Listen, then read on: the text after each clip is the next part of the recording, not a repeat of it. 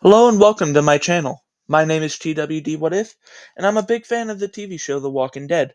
And I like making what if scenarios, as you could probably guess from my name. So for my first one, I'm going to make an overall rewrite that I would like to see. This will go over all 11 seasons, but some characters' stories will be the same or not in the story at all. But I will try and give most characters a new story. So without further ado, let's get into it. Season 1, Episode 1, Days Gone By. The story will start off the same, with Rick being shot and in a coma when the apocalypse starts. He wakes up and is saved by Morgan and his son Dwayne. The first change is when Rick and Morgan split, Morgan is able to shoot his wife Jenny.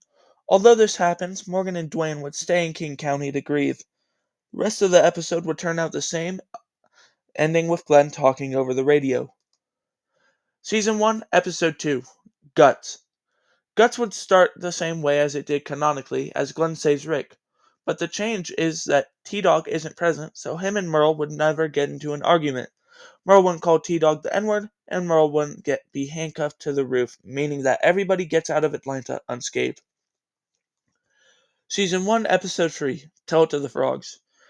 Episode 3, without Merle handcuffed, would not open with him, but instead the scene that followed it, of Shane talking to Carl and Lori, and seeing how he took over that spot that Rick had in their lives. This episode would remain the same until it comes to going back to Atlanta. They would still do this because the guns were still there, but with T-Dog not feeling guilty and Daryl not caring, it's just Glenn and Rick going for the guns. This change would mean that they wouldn't have been in Atlanta as long as originally, so they get back to camp pretty easily. This also means that the group doesn't run into the Vatos gang. Rick and Glenn would get back before nightfall and would be there for Dale's campfire speech. Everything with Ed would still happen, but with all the group there, they would see the walker that bit Amy and kill it before it was able to bite her, meaning she lives. With everybody at camp, there would be no major casualties, but something big would happen. Daryl and Merle would take supplies from the camp and leave. Shane would try and shoot at them, but to no avail. In canon, all this happened in episode 4, but with the time saved of not looking for Merle and not running into the Vatos gang, it will fit into episode 3. Season 1, episode 4, Wildfire. Now an episode ahead, the aftermath of the attack would be dealt with, but with the attack not being as bad, Jim wouldn't have been bit. This episode would be cut significantly without Amy's death and Jim getting bit.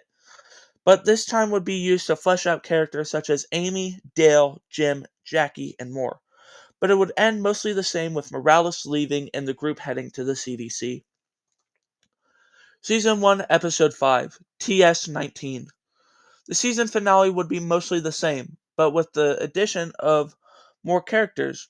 But the change that doesn't seem big but will affect the show later is that Shane doesn't SA Lori. The remainder of the episode stays the same until Jenner exposes that the CDC is going to explode.